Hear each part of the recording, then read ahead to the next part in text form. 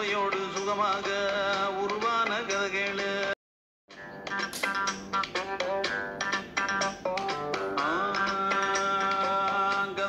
கதைகள் நிஜமான கதைகள், சுவையோடு சுகமாக உருவான கதைகள். கதைகள் கதைகள் நிஜமான கதைகள், சுவையோடு சுகமாக உருவான கதைகள்.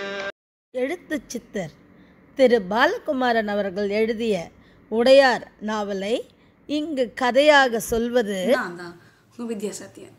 என்னங்க பயந்துட்டீங்களா? பயப்படாதீங்க.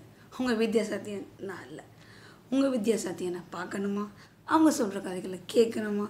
அப்போது ஸ்டேட்யூன் டு ஆமதமொழி உடையார். கரிகாலர் மரணம் என்ன ஆச்சுன்னு தெரியணுமா? அப்போது மறக்காமல் உடையார் கதைகளை கேளுங்க. கூடவே அமுதமொழி சேனலுக்கு லைக் பண்ணுங்கள், கமெண்ட் பண்ணுங்கள், சப்ஸ்கிரைப் பண்ணுங்கள். கூடவே பெல் ஐக்கானை கிளிக் பண்ணுங்கள். இதை அப்படி உங்கள் ஃப்ரெண்ட்ஸ் அண்ட் ஃபேமிலிக்கு ஷேர் பண்ணுங்கள்.